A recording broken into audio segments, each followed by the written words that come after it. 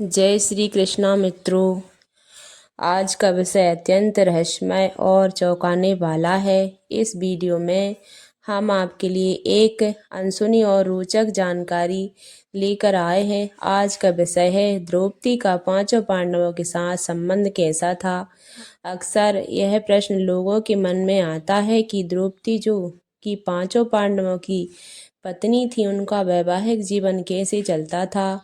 इस विषय को लेकर कई धारणाएं और कहानियां प्रचलित हैं, लेकिन क्या इन सभी में सत्यता है? क्या शास्त्रों में इस बारे में कोई स्पष्ट जानकारी मिलती है? श्री गरुड़ पुराण में कहा गया है कि कोई भी कथा या प्रवचन अधूरा नहीं छोड़ना चाहिए, क्योंकि ऐसा करने से पाप लगता है। अतः इस पवित्र कथा को पूरी श्रद्धा और भक्ति के साथ सुने तथा पुण्य लाभ अर्जित करें। दोस्तों, आपसे अनुरोध है कि इस वीडियो को पूरा देखें ताकि आपको संपूर्ण और सही जानकारी प्राप्त हो सके। यदि आप द्रौपदी के चरित्र को सही प्रकार से समझना चाहते हैं और जानना चाहते हैं कि उनका पांचों पांडवों के साथ रिश्ता कैसा था, तो इस जानकारी को अंत तक सुने। यह जानकारी धर्मशास्त्रों और पुराणों के संदर्भ में दी जा रही है और इसका उद्देश्य किसी की भावना को आहत करना नहीं है। उन्होंने उनके साथ किस प्रकार संबंध स्थापित किए और उनकी किस प्रकार सेवा की, पांचों पांडवों के साथ उनके कैसे संबंध थे। यदि आप इन सभी विषयों की पूरी जानकारी प्राप्त करना चाहते हैं तो आपको हमारे वीडियो पूरा देखना होगा। इस वीडियो में जो भी जानकारियाँ हम साझा करने जा रहे हैं उन्हें ध्यानपूर्वक सुनना होगा, तभी आप यह समझ पाएंगे कि द्रौपदी का पांचों पांडवों के साथ क्या संबंध था और उनका चरित्र कैसा था। तो दोस्तों, आइए आगे बढ़ते हैं। मित्रों, हमारे हिंदू धर्म में यह माना जाता है कि किसी स्त्री का एक से अधिक पति होना अनुचित है, लेकिन महाभारत काल में द्रौपदी ने 5 पांडवों से विवाह किया। यह सोचने का विषय है कि आखिर ऐसी क्या परिस्थिति थी जिससे द्रौपदी को एक नहीं बल्कि 5 पतियों के साथ विवाह बंधन में बंधना पड़ा।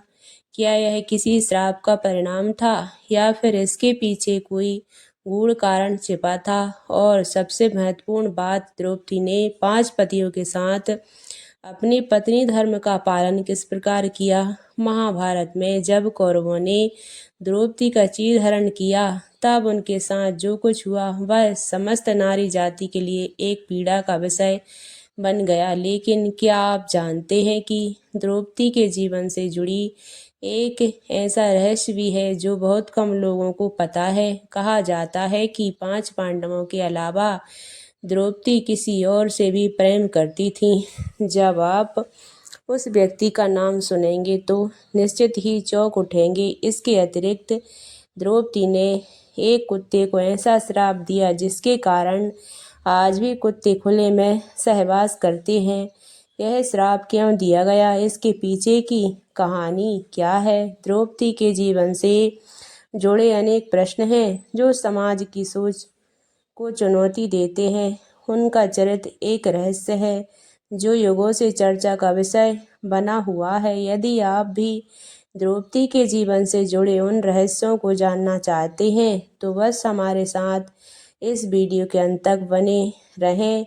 यह वीडियो बेहद रोमांचक होने वाली है। मित्रों, महाभारत के अनुसार द्रौपदी के जन्म से पहले उनके पिता राजा और गुरु द्रोणाचार्य के बीच घोर युद्ध हुआ था। इस संग्राम में गुरु द्रोण ने राजा द्रुपद को पराजित कर दिया, उनके राज्य का आधा भाग अपने अधीन कर लिया। युद्ध में हारने के बाद राजा द्रुपद ने गुरु द्रोण से प्रतिशोध लेने का संकल्प लिया।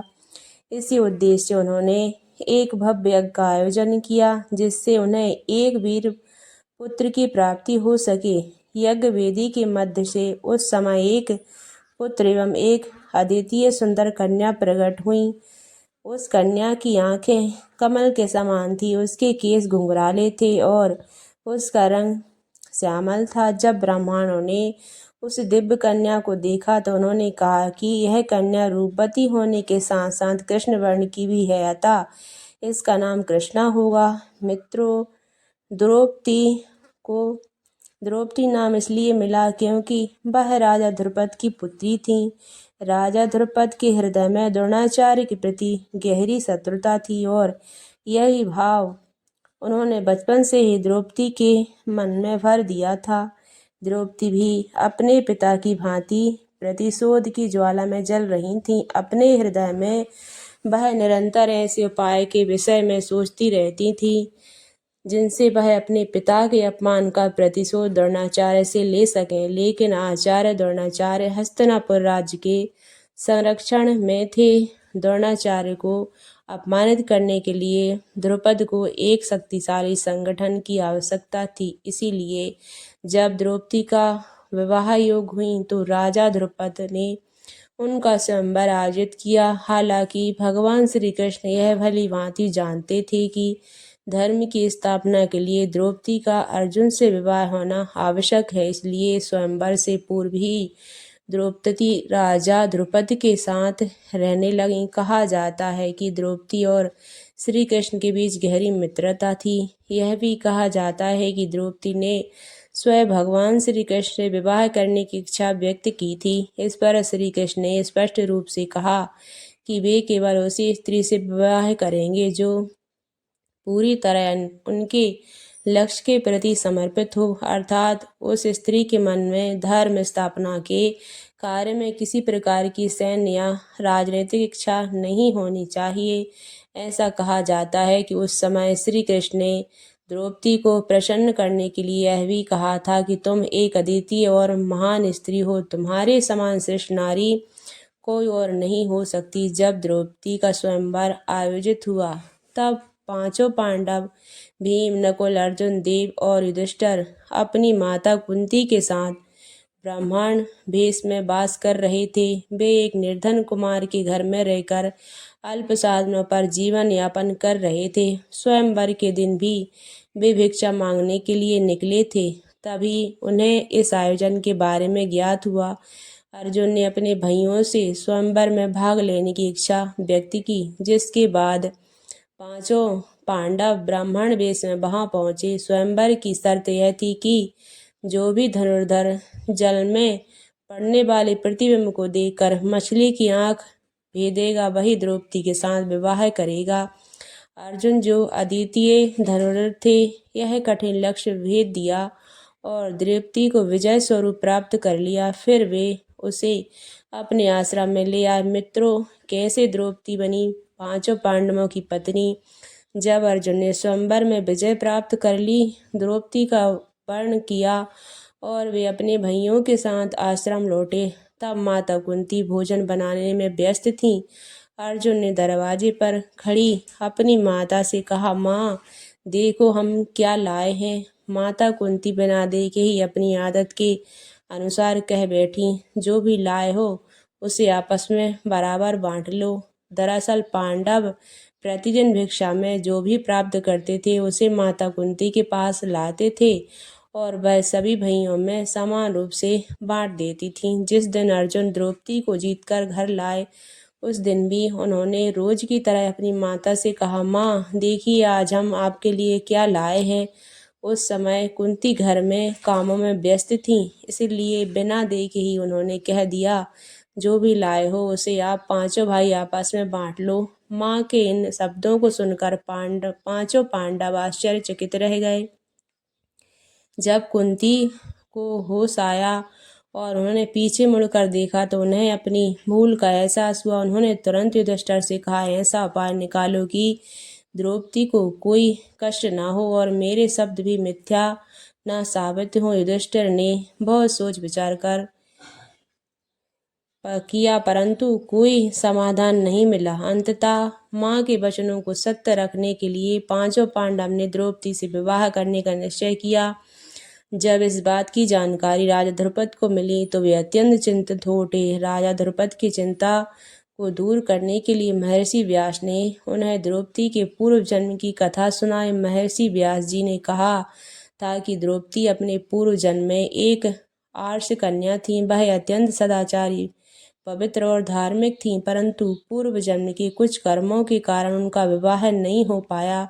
इस बाधा को दूर करने के लिए उन्होंने भगवान शिव की घोर तपस्या की। द्रौपदी की कठोर तपस्या से प्रसन्न होकर भगवान शिव उनके समक्ष प्रकट हुए और उन्हें मनचाहा वरदान मांगने को कहा। तब द्रौपदी ने सोचा कि उनकी सभी इच्छाएं एक ही वरदान से पूरी नहीं होंगी, इसलिए उन्होंने अत्यंत चतुराई से महादेव से वरदान मांगा। उन्होंने कहा, हे प्रभु, मेरा विवाह ऐसे व्यक्ति से हो जो धर्म का महान ज्ञाता हो, जो असीम बलशाली हो, जो किसी विशेष विद्या में निपुण हो, जो खगोल और ज्योतिष का ज्ञान हो और जो अनुपम सुंदरता एवं वृद्धि से संपन्न हो। द्रौपदी ने इस प्रकार बुद्धिमानी से 5 इच्छाओं को एक ही वरदान में समाहित कर दिया। हालांकि महादेव ने द्रौपदी के मन की इच्छा भली भांति समझ ली थी, लेकिन वह पहले ही उन्हें वरदान देने का वचन दे चुके थे। इसलिए महादेव ने मुस्कुराकर कहा, द्रौपदी, मैं तुम्हारी चतुराई को भली भांति समझ चुका हूँ, अतः अब तुम्हें एक नहीं बल्कि अगले जन्म में 5 पतियों का साथ प्राप्त होगा और तुम 5 पतियों वाली स्त्री बनोगी। यह सुनकर द्रौपदी अत्यंत चिंतित हो गई और उन्होंने व्याकुल होकर महादेव से प्रार्थना की कि हे शंभु, मुझे तो आपकी कृपा से केवल एक ही पति चाहिए। इस पर शिव जी बोले, बस मेरा दिया हुआ वरदान व्यर्थ नहीं जा सकता, अतः तुम्हें 5 पतियों का ही साथ मिलेगा। यह सुनकर द्रौपदी और भी अधिक व्यथित हो गई। उन्होंने सोचा, मैंने तो अपने पति में यह सभी गुण एक साथ मांगे थे, परंतु यह कैसा विधान हो गया कि मुझे यह सभी गुण अलग अलग पतियों में प्राप्त होंगे। इस प्रकार से द्रौपदी अत्यधिक चिंतित हो गई। मित्रों, व्यास जी कहते हैं कि भगवान शिव के वरदान स्वरूप द्रौपदी को इस जन्म में 5 पतियों का साथ प्राप्त हुआ। यह कथा सुनने के बाद राजा द्रुपद ने अपनी पुत्री द्रौपदी का विवाह 5 पांडवों से करने का निर्णय लिया। हालांकि प्रारंभ में द्रौपदी इस विवाह के लिए तैयार नहीं थी, लेकिन बाद में उन्होंने एक शर्त रखी, 5 पांडव भविष्य में अन्य विवाह कर सकते हैं, किंतु रानी का स्थान केवल द्रौपदी का ही होगा। कहा जाता है कि पांडव इस शर्त को स्वीकार करने के लिए तत्पर थे। इसके बाद सबसे पहले द्रौपदी का विवाह ज्येष्ठ पांडव युधिष्ठिर से संपन्न हुआ और उस रात्रि उन्होंने अपनी पत्नी धर्म का पालन किया। अगले दिन उनका विवाह भीम से हुआ और उन्होंने भी अपनी पत्नी धर्म का निर्वहन किया। इस प्रकार क्रमशः द्रौपदी का विवाह अन्य पांडवों से भी हुआ और उन्होंने अपने सभी पतियों के प्रति अपने दायित्व कर्तव्य का पालन किया। जब द्रौपदी का विवाह हुआ और उन्होंने अपने पतिव्रत धर्म का पालन किया, तो प्रश्न उठता है कि वे अपने अन्य पांडव पतियों के साथ कैसे रहीं। इसका रहस्य महर्षि वेदव्यास के उस वरदान में छिपा है, जिसमें उन्होंने द्रौपदी को आजीवन पतिव्रता का आशीर्वाद दिया था। इस वरदान के कारण जब भी द्रौपदी एक पांडव के साथ समय बिताकर दूसरे पांडव के पास जाती तो पुनः कुंवारी हो जाती। कहा जाता है कि विवाह के उपरांत एक दिन वे देवऋषि नारद पांडव से मिलने आए। उन्होंने पांडव के भविष्य को लेकर चिंता व्यक्त की और धर्मराज युधिष्ठिर से कहा कि चूंकि द्रौपदी 5 भाइयों की पत्नी है, इसलिए उनके साथ रहने के लिए कुछ नियम निर्धारित किए जाने चाहिए। इस पर विचार करते हुए पांडवों ने एक नियम बनाया कि प्रत्येक भाई को द्रौपदी के साथ समय बिताने की एक निश्चित अवधि मिलेगी, ताकि कोई भ्रम या विवाद ना हो। जब महर्षि नारद मुनि ने पांडवों को भविष्य में होने वाली संभावित समस्याओं के बारे में बताया, तो धर्मराज युधिष्ठिर ने आदरपूर्वक उत्तर दिया, प्रभु, हम 5 भाइयों के बीच अब एक द्रौपदी को लेकर कोई मतभेद नहीं हुआ है। मैं आशा करता हूँ कि भविष्य में भी ऐसा कुछ नहीं होगा, लेकिन आपके वचनों की अपेक्षा भी नहीं कर सकता, इसीलिए मैं आज ही इस विषय में एक नियम बनाऊंगा। युधिष्ठिर द्वारा बनाए गए नियम महर्षि के जाने के बाद युधिष्ठिर ने एक नियम स्थापित किया। हर वर्ष द्रौपदी केवल एक पांडव के साथ समय बिताएंगे। यदि कोई अन्य पांडव इस नियम का उल्लंघन करेगा तो उसे 1 वर्ष के लिए वनवास जाना होगा। इस नियम के तहत जब द्रौपदी किसी एक पांडव के साथ एकांत में होती तो अन्य भाइयों को उस स्थान पर जाने की अनुमति नहीं थी। कुत्ते को श्राप मिलने की घटना। एक दिन अर्जुन को एक अत्यंत महत्वपूर्ण कार्य के लिए अपने धनुष की आवश्यकता पड़ी, जो उसी कक्ष में था जहां जब वे द्रौपदी के कक्ष के पास पहुंचे तो उन्होंने देखा कि वहां कोई पादुकाएं नहीं थी। उन्होंने सोचा कि कक्ष खाली है और वे अंदर चले गए। भीम को देखकर द्रौपदी बहुत लज्जित हो गई और क्रोधित होकर बोली, क्या तुमने द्वार पर पादुकाएं नहीं देखी, इसलिए मैं अंदर आ गया। यह सुनकर द्रौपदी और भीम दोनों व्याकुल हो गए और तुरंत ही कक्ष से बाहर आकर पादुकाएं की खोज करने लगे। जब वे खोजते हुए पास के जंगल में पहुंचे तो उन्होंने देखा कि एक कुत्ता अर्जुन की जूतियों से खेल रहा था। यह देखकर द्रौपदी को बहुत शर्मिंदगी महसूस हुई और गुस्से से भर गई। क्रोधित होकर उन्होंने कुत्ते को श्राप दिया कि जिस तरह आज भीम ने मुझे यह कार्य करते हुए देख लिया, उसी तरह पूरी दुनिया तुम्हें खुले में देखे, ऐसा करते हुए देखेगी। कहा जाता है कि इसी कारण बस कुत्ते खुले में कार्य करते हैं। इसके अलावा एक और कथा प्रचलित है कि जब स्वर्ग यात्रा के दौरान द्रौपदी खाई में गिर पड़ी और उनके देहांत हो गया, तब भीम ने युधिष्ठिर से पूछा, द्रौपदी ने जीवन में कभी कोई पाप नहीं किया, फिर भी वह हमारे साथ स्वर्ग क्यों नहीं जा सकी? इस पर युधिष्ठिर ने उत्तर दिया कि द्रौपदी ने 5 पांडवों में अर्जुन को सबसे अधिक प्रेम किया था, जिसे उन्होंने हमसे छिपाए रखा। यही कारण था कि वह स्वर्ग में नहीं जा सकी। कुछ मान्यताओं के अनुसार द्रौपदी ने केवल अर्जुन ही नहीं बल्कि कर्ण के प्रति अपने प्रेम को भी छिपा रखा था। कहा जाता है कि जब द्रौपदी अपने वनवास के 12वें वर्ष में थी, एक दिन द्रौपदी 5 पांडवों के साथ वन में विचरण कर रही थीं। तभी उनकी दृष्टि एक जामुन के वृक्ष पर पड़ी, जिस पर एक आकर्षण जामुन का गुच्छा लटक रहा था। जैसे ही द्रौपदी ने उस गुच्छे को तोड़ा, उसी क्षण वहां श्री कृष्ण प्रकट हुए। श्री कृष्ण ने द्रौपदी से कहा, यह जामुन एक महान साधु के लिए था, जो 12 वर्षों की कठोर तपस्या और उपवास के बाद इसे ग्रहण करने वाले थे। अब तुम्हें उनके श्राप का सामना करना पड़ सकता है। इसके साथ ही श्री कृष्ण ने एक उपाय बताया कि यदि तुम इस जामुन को वृक्ष के नीचे जाकर अपने जीवन का वह गुप्त सत्य प्रकट करो, जिसे तुमने आज तक किसी को नहीं बताया, तो यह जामुन पुनः वृक्ष पर लौट जाएगा। इसके बाद एक एक करके 5 पांडवों ने अपने जीवन का कोई छुपा हुआ सत्य उजागर किया, किंतु जामुन का गुच्छा वृक्ष पर नहीं लौटा। अंत में जब द्रौपदी की बारी आई तो उन्होंने कहा, मेरे 5 पति मेरे लिए समान हैं, किंतु फिर भी मेरे कारण उन्हें बहुत कष्ट सहने पड़े हैं। परंतु जामुन तब भी वृक्ष पर नहीं लौटा। श्री कृष्ण मुस्कुराए और द्रौपदी, तुम अब भी कुछ छुपा रही हो। तब द्रौपदी ने साहस जुटाकर कहा, जब मेरा विवाह नहीं हुआ था, तब मेरे हृदय में 5 पांडवों के अतिरिक्त एक और व्यक्ति के लिए विशेष स्थान था।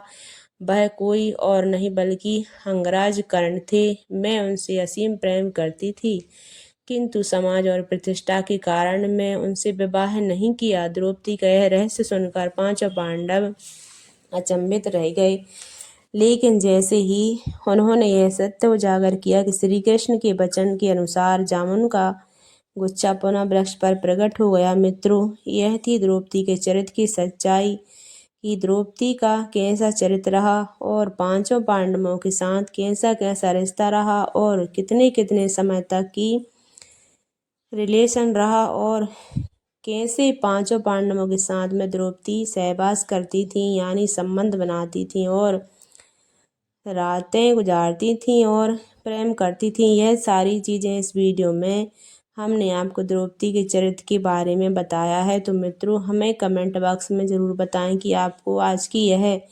जानकारी कैसी लगी और द्रौपदी के बारे में आपका क्या मत है।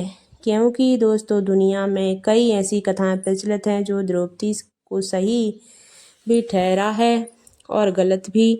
आपकी क्या राय है, हमें कमेंट बॉक्स में ज़रूर लिखें। आप सभी को दिल से धन्यवाद जिन्होंने अपना कीमती समय दिया। अगले वीडियो में किसी और पवित्र कथा पर महत्वपूर्ण चर्चा के साथ फिर मिलेंगे।